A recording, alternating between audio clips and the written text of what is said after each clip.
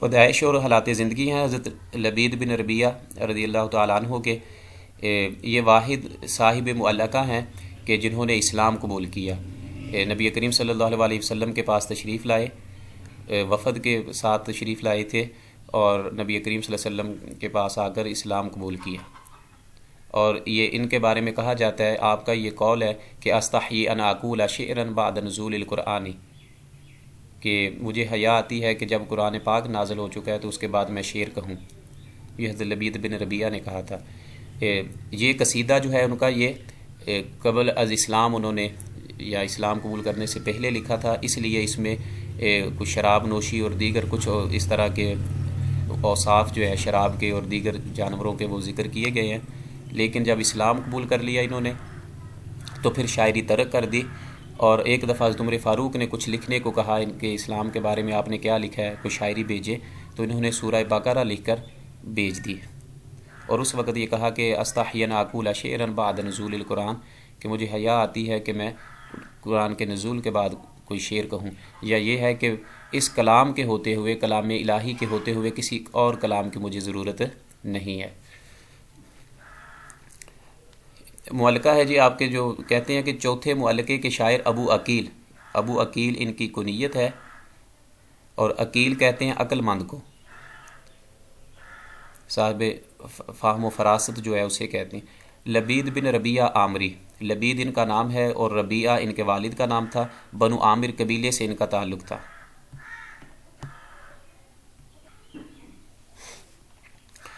اس نے جود و سخا اور جنگی ماحول میں پرورش پائی۔ اس کا باپ ربیہ پریشان حالوں کا ملجا و مأوا تھا،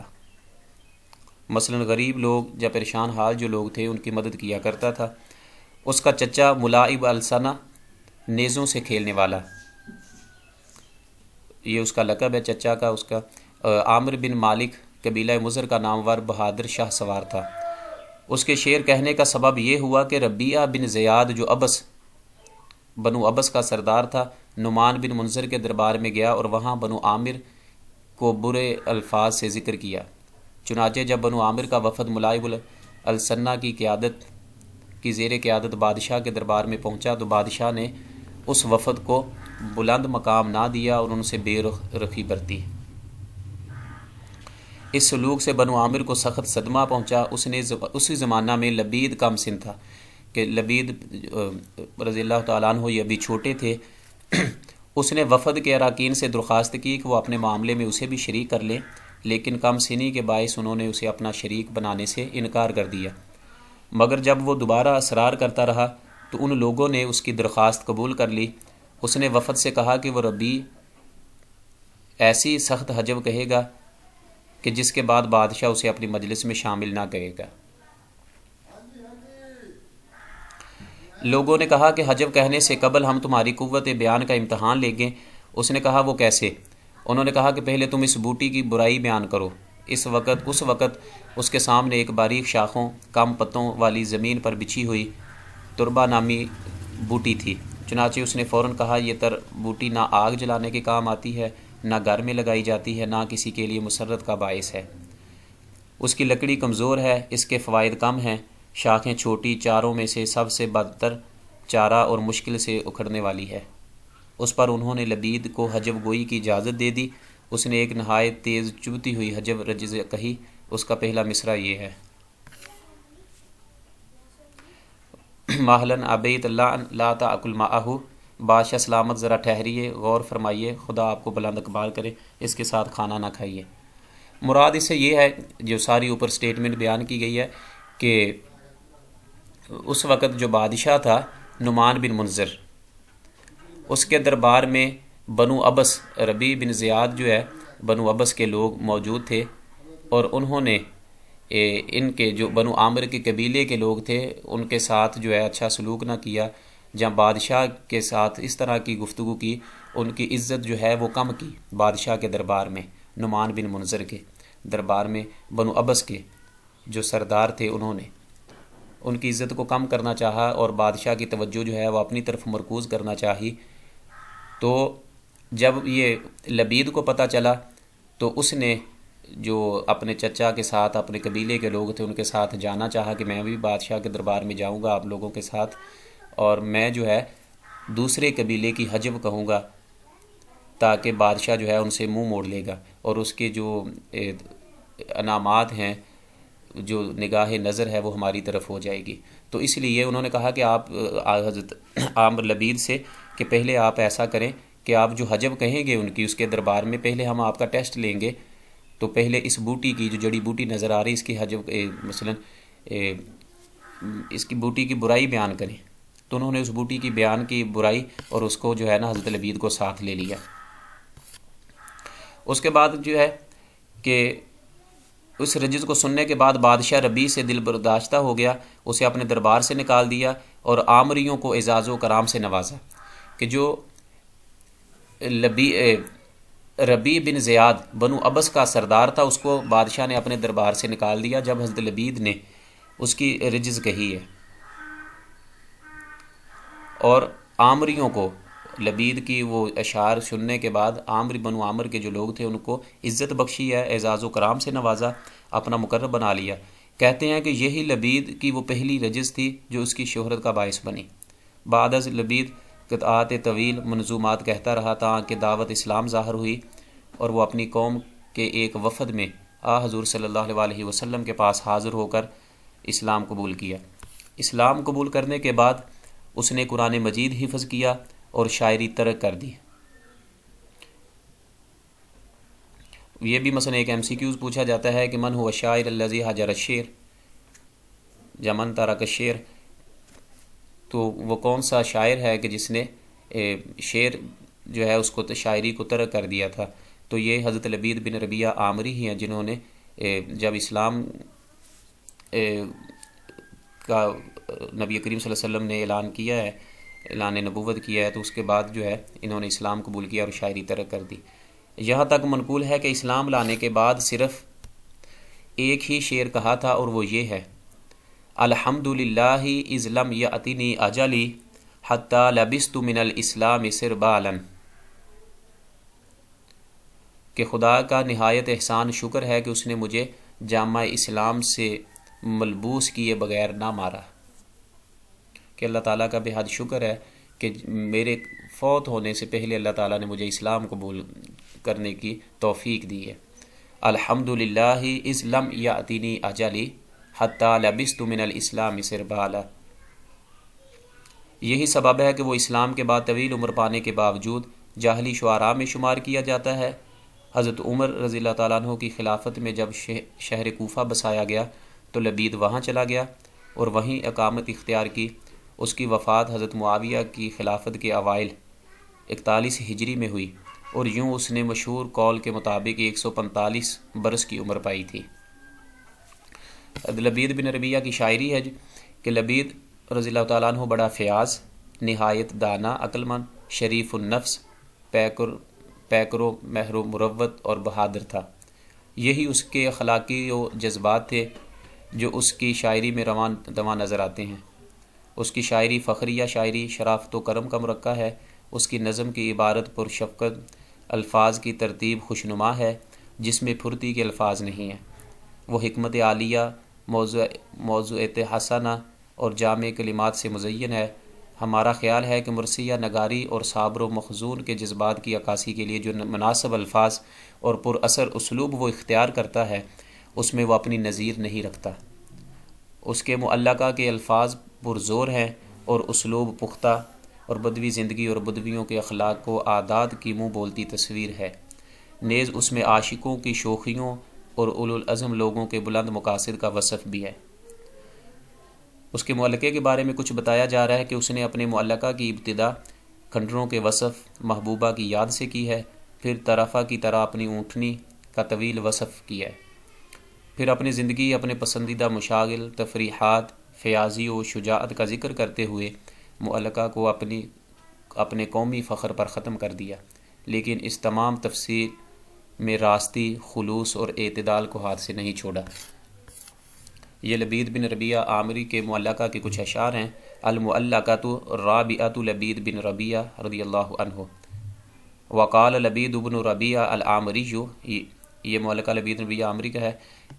حضرت لبید بن ربیہ عامری کہتے ہیں کہ آفت الدیار محلها فمقامها بمنن تعبد غولها فرجامها، کہ منا میں زیادہ دن اور تھوڑے دن ٹھہرنے کے مکانات مٹ گئے اور غول اور رجام کے مکانات وحشت کدہ بن گئے۔ آفات الدیار، آفا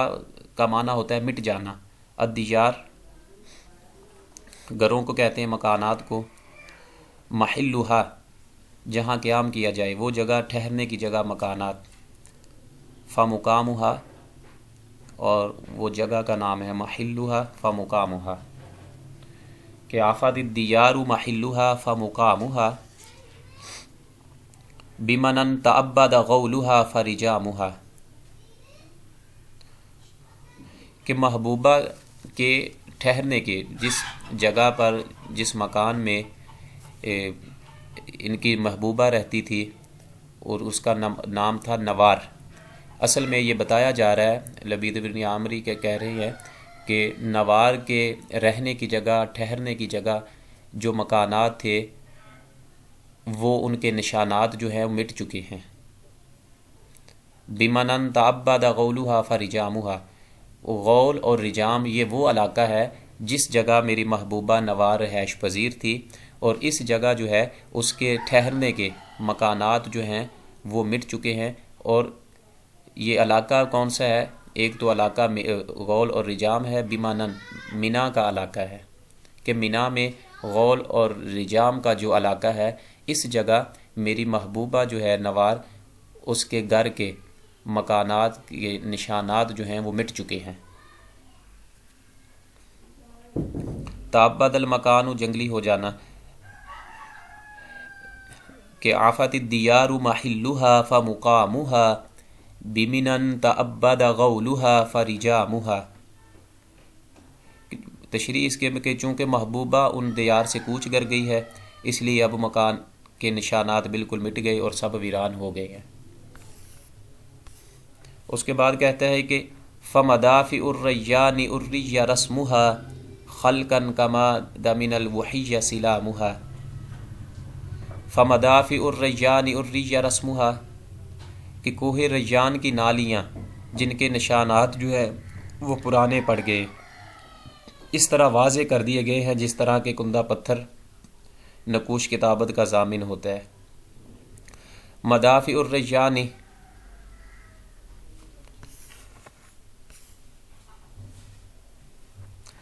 اصل میں بتایا جا رہا ہے کہ فمدافع الریان، کہ ریان کی جو نالیاں ہیں، مدافع کہتے ہیں، مدفع کی جمع ہے، یعنی پانی کی دار، پانی کا دارا، پانی بہنے کی جگہ۔ تو ریان کی جو نالیاں ہیں، الریہ رسمھا، الریہ انہوں نے ننگا کر دیا ہے، دوبارہ جو ہے وہ سامنے آ گئی ہیں، رسمھا ان کے نشانات، فمدافع الریان الریہ رسمھا، اور ریان کی جو نالیاں ہیں انہوں نے اس کے نشانات کو از سر نو ظاہر کر دیا ہے۔ خلقاً کما ضمن الوحی سلامھا، خلقاً معنی بسیدہ ہو چکے، حالانکہ کہتا ہے کہ وہ بسیدہ ہو چکے تھے، پرانے ہو چکے تھے وہ نشانات، کما ضمن الوحی سلامھا،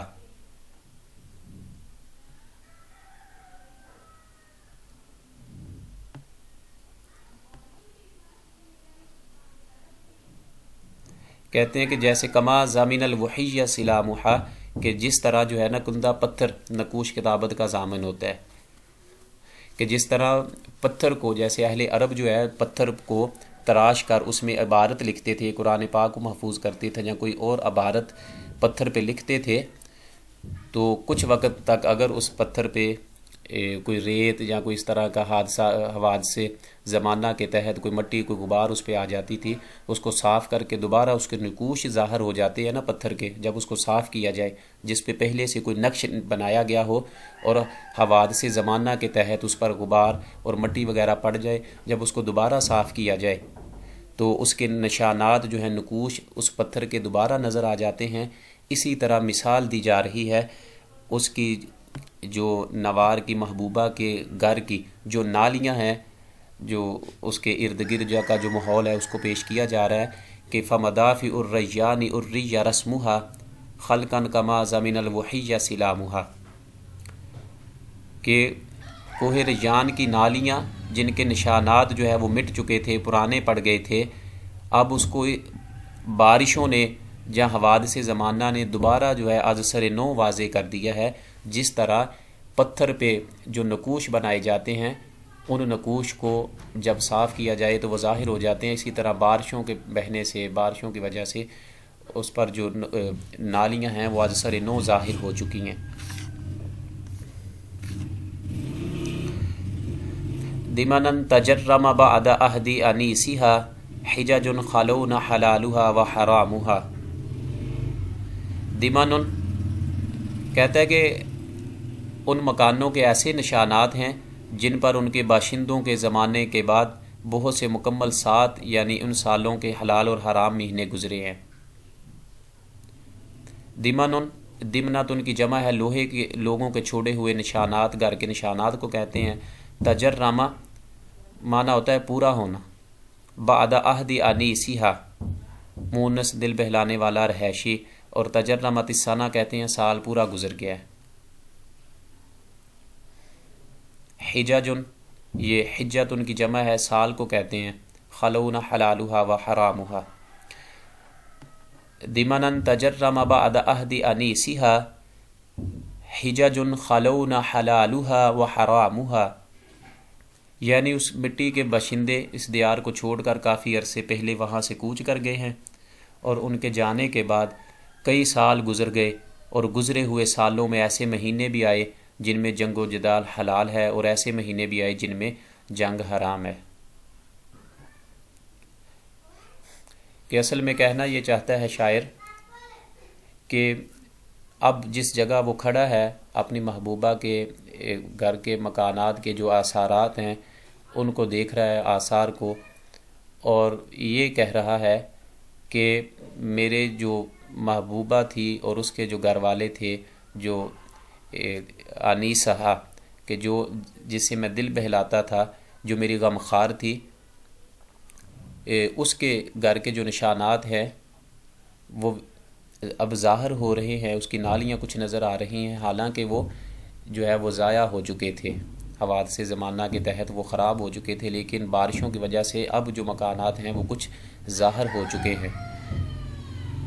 اور کہتا ہے کہ کافی عرصہ ہو چکا ہے کہ میرے جو محبوبہ ہے اس کے گھر والوں نے اس نے یہاں سے کوچ کر لیا ہے، اور ان کو اس جگہ سے گزرے ہوئے گئے ہوئے کافی سال ہو چکے ہیں، لیکن